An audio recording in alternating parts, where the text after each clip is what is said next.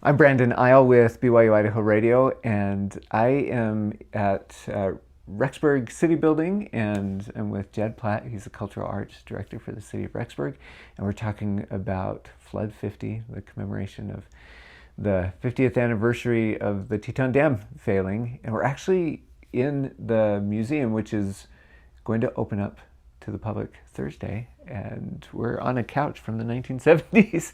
This is cool. Jed, thanks for having me come in here. This is a cool place. Thank you. Welcome to our new exhibit. Welcome back to the 70s.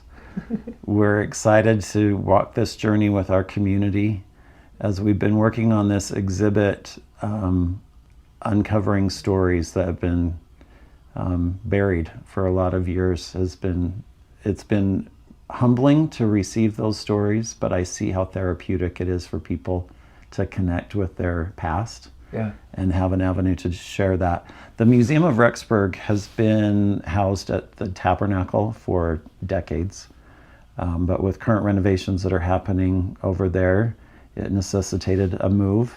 We've outgrown the space, and we're finally getting an HVAC system in that building. So good things are happening, but it allowed us to find a new location for this exhibit here at City Hall. And the exhibit opens to the public on June 1st. We're having a ribbon cutting this week. And the exhibit is called Just Add Water, the Dam That Broke and Built Us. And so it kind of walks us through the constructive and deconstructive power of water, and what happened, why they built a dam, what happened, and then the recovery. And it focuses mostly on volunteer efforts and collecting people's stories. Yeah.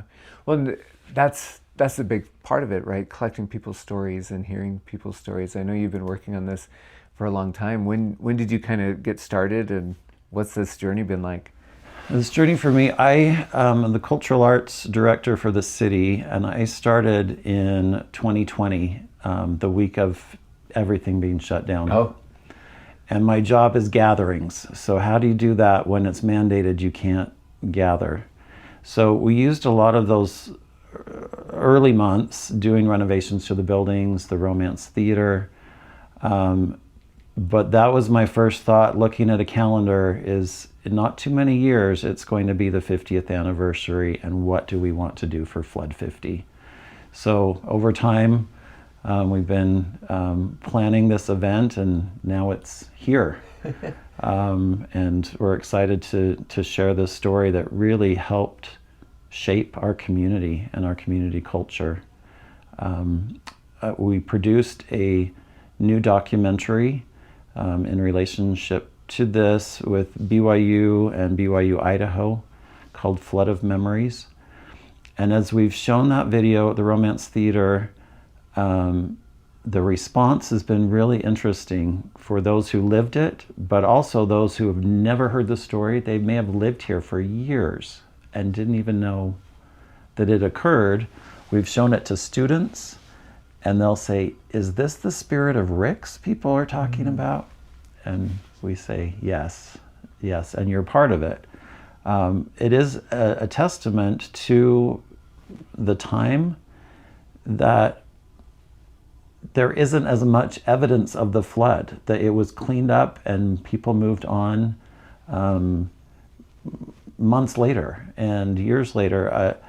We have an employee that works in our department who was a student here just years after 1978. And she said, I had no idea that it happened. And it was that soon after. Yeah.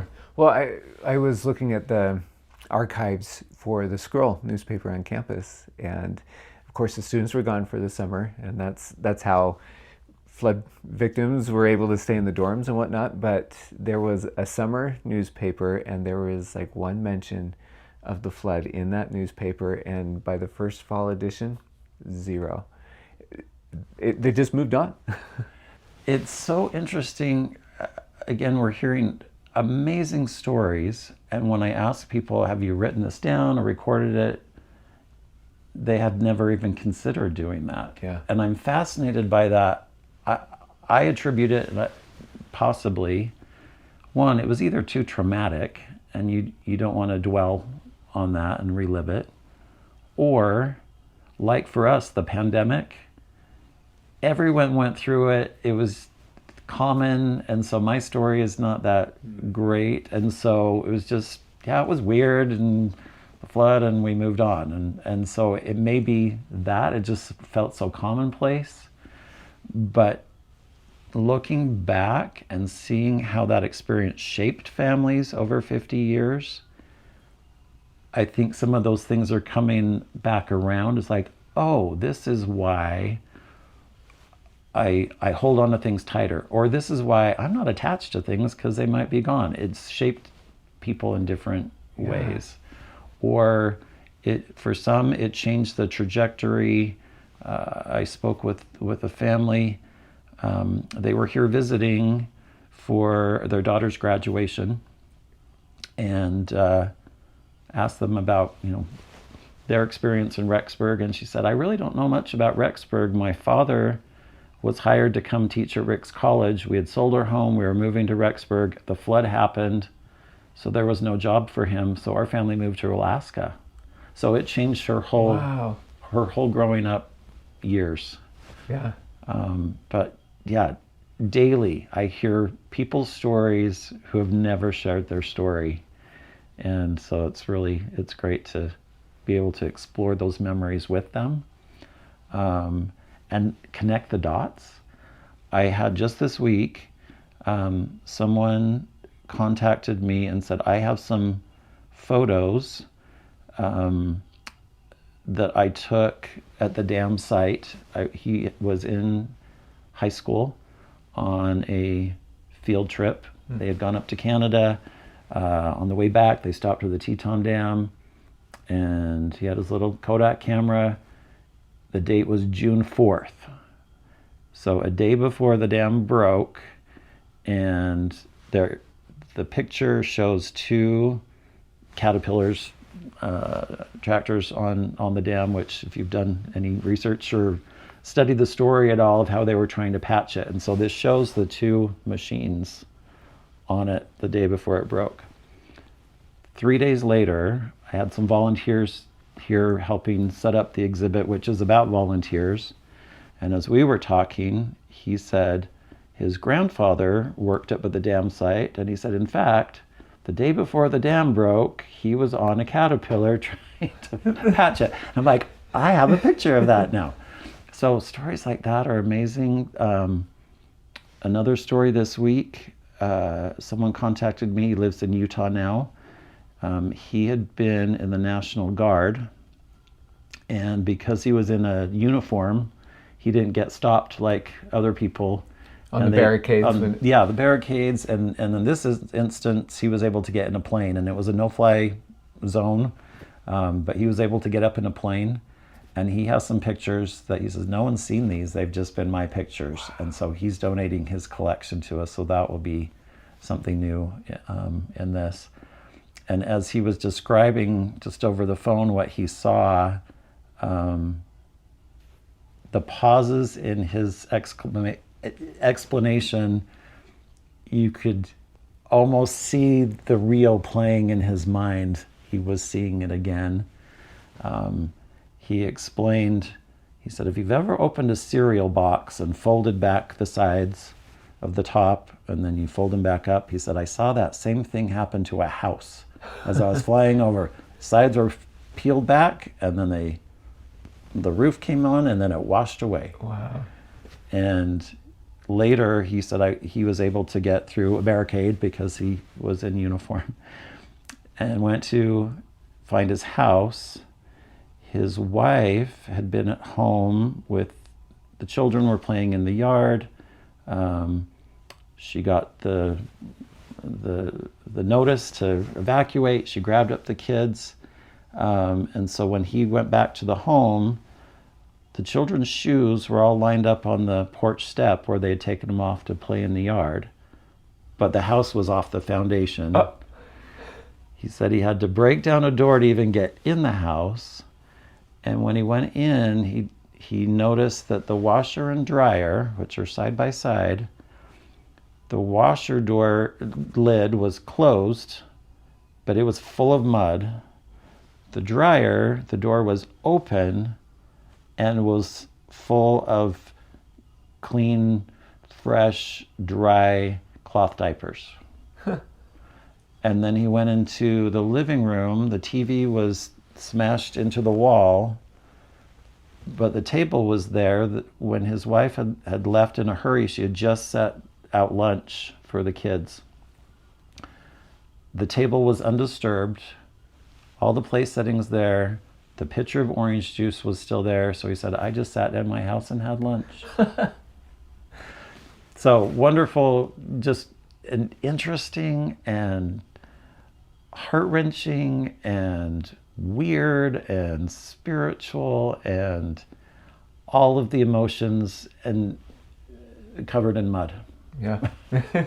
Well, and you're living in this world. Like this is your world right now, living 50 years ago, trying to figure out how to present this to the public in a way that they can interact with it, and activities for them to remember or learn. How are you kind of sorting through all this? So this exhibit is designed to be more experiential. If you were here during that time, the flood was not a spectator event. You were immersed, and some people literally, but you were involved. Whether you were a volunteer and taking in refugees from your own community, or you lost everything. And so to come to these events, and this is to reconnect with the community. It's not just facts and figures. People can Google that, but the power of this is connection with your story, with the community, and so we're working to facilitate opportunities to do that. Particularly since we're sitting in our exhibit right now, there are opportunities to interact with people's stories and to record your own. For example, we have a mock 1970s living room with appropriate rust shag carpet. Yes, we're sitting in this right now. Wood paneling on the walls, family photo albums, a great console TV with a turntable and radio on it, handheld dial telephones with the long curly cords that you'll be able to pick up the receiver and listen to somebody's story. It's kind of old tech as new tech. And some interactive maps, and some hands-on activities. You can make your own refrigerator magnets, and fill out your list of miracles. We have a lost and found case of things that people may have discovered and never been able to reunite with the person who lost it. And so it's on display, and if you can claim it, or just other miraculous stories of things that people have found. The premise of this exhibit, again, is it's more focused on the recovery and volunteers. And so we hope people will come and be inspired by the story and then identify what are needs in our community now that we can rally around and flood our community with service. Yeah. That service aspect is so important. Of course, when you talk to anybody about their flood memories, they remember the people coming up in the buses from Utah or Oregon or wherever they were, Montana, and coming to help muck out houses and just get rid of all the filth. I know service is a big part of the exhibit as well. Can you tell me a little more about that? Yes, I just can't wrap my head around the overwhelm that if you or one of your neighbors had a flood in the basement, everyone's going to rally and they bring their shop vac and they bring a loaf of bread and clean you up and say you're going to be fine. But everyone was devastated. Where do you even start? And so when the word went out for volunteers, and by the busload, they would drive for hours and hours, getting up at 3 and 4 in the morning, coming, working all day, heading back home, and doing that day after day after day. Up at the archives at the BYU-Idaho Special Collections, they have a notebook, a log, and it's just a spiral-bound notebook in person's handwriting of volunteer buses, where they came from, how many people were on the bus, and where they were assigned. And so one of our service projects we're going to do here, we're actually going to write thank you notes to as many people in that book as we can identify an address to say, because of your sacrifice and contribution, this community is still here.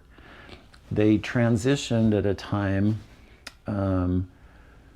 from the community was invited to campus, and it really was a saving grace for housing, food. They served 386,000 meals. So many meals.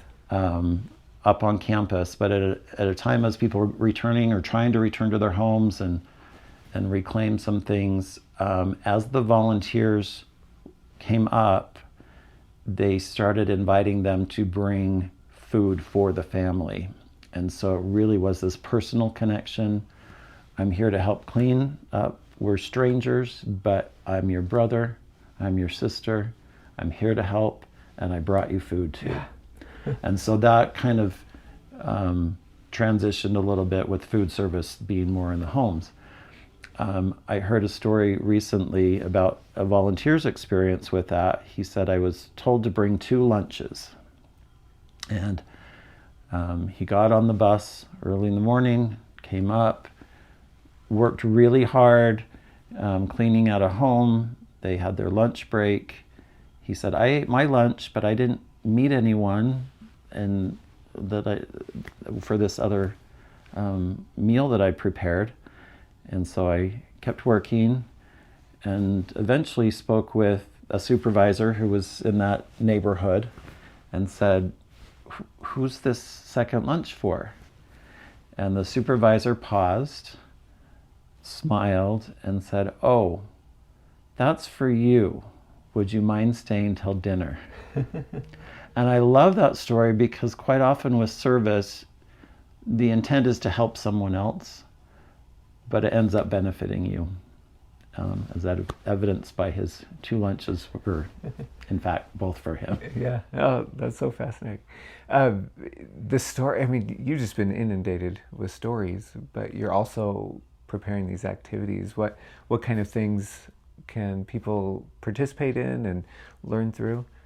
So the week of Flood 50, there is something happening every day, June 1st through the 6th.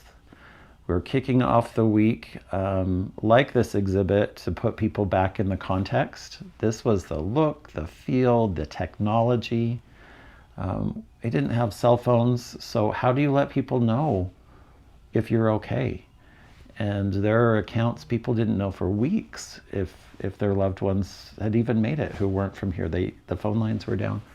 So kicking off the week at the Romance Theater, in the afternoon at 5 o'clock, we're doing a classic car show on Center Street, just outside the theater. And then we have a fashion show that is by the BYU-I Apparel Design. It's also a costume contest, so we want people to come dressed up in their grooviest 70s. Your finest 70 threads. Yes. And so there'll be some great prizes with that. And then we are having the 70s Kids Solid Gold Tribute Band, so it's a concert as well. That's a ticketed event. We encourage people to go to the website tetonflood50.org, and you can buy tickets to any of the events, including this concert that happens on Monday, June 1st. Some other events that are ticketed, we're doing a guided river float, so you can sign up to see that vantage point of the Teton River and see there's still evidence of the flood.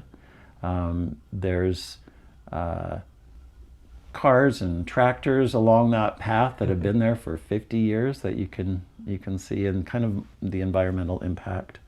And there's just a few limited seats in those rafts that will be guided. We're doing bus tours up to the dam site. There have been amazing site improvements. They're doing opening that up to the public starting on the anniversary date of June 5th with a walking trail, an overlook. There's nice parking and restroom facility up there. So if it's been a while or if you've never been up there, it's really inspiring to return to that area. So those bus tours will be happening actually on the anniversary date, June 5th. And those tours will leave from up near the Rexburg Water Tower. It'll be included as an audio tour, so you can listen to some people's experiences as you're traveling out there. And then you'll have some time at the site, and then the return trip will stop in Sugar City, which received tremendous impact from the flood. And they have some displays and things that you can stop and see there on your way back on that bus tour. Again, limited seats, and tickets for that are $10. And then the week will culminate in a program up on campus called A Celebration of Service. It is a free event, but a ticket is required. You can reserve your ticket on our website. And that, again, is just to end this whole week with the focus being on how we helped each other, served each other, and together we can get through hard things. And it's a marvelous program.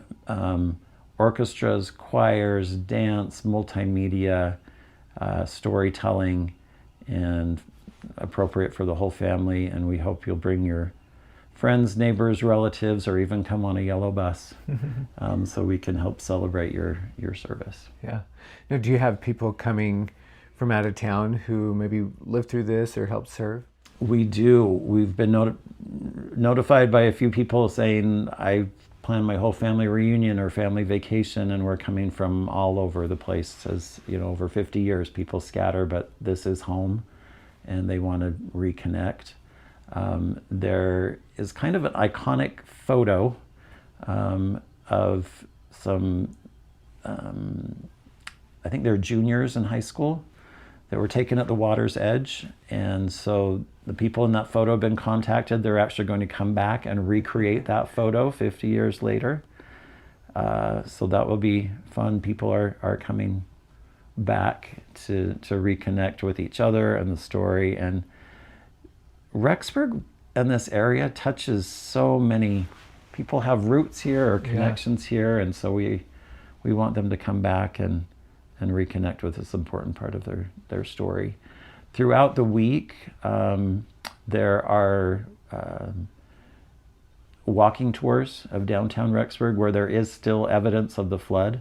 Like lines where the mud... Yes, you can see at the Romance Theater in the lobby, there is still a water line at 5 feet. I mentioned earlier when I started in 2020, we did some renovations on our buildings while we were closed, and we discovered this water line. And I'm like, that's history, frame it. So you can still see that there. And if you're in the area between now and this flood anniversary, we've actually done a blue tape line down Main Street to represent the water line. It's at 5 feet. And so you can get a context of, this wasn't just in one building in the Romance, when you see that this was everywhere downtown. And so as you walk downtown, you can see that and hear some great stories. On that Saturday, June 6th, we will have story stations throughout the downtown area, where we'll have people who had firsthand experiences with the flood will be able to share their experiences as you're walking down and seeing downtown. And then I mentioned that we'd produced this new documentary. PBS is also just producing a new documentary, and we'll be showing both films at the Romance Theater throughout the day, and they're free to attend. Yeah, well, so many cool things going on, and you find this, you said, tetonflood50.org? Right? Yes. Okay. Well, Jed, thank you so much for this conversation, and it's exciting to have so many people come and learn this history and or be able to tell their history as well. Absolutely. Thank you for the opportunity. I'm excited to help people reunite with their stories, with each other, and through service learn how we can keep that tradition alive and showing up for our community. Thank you.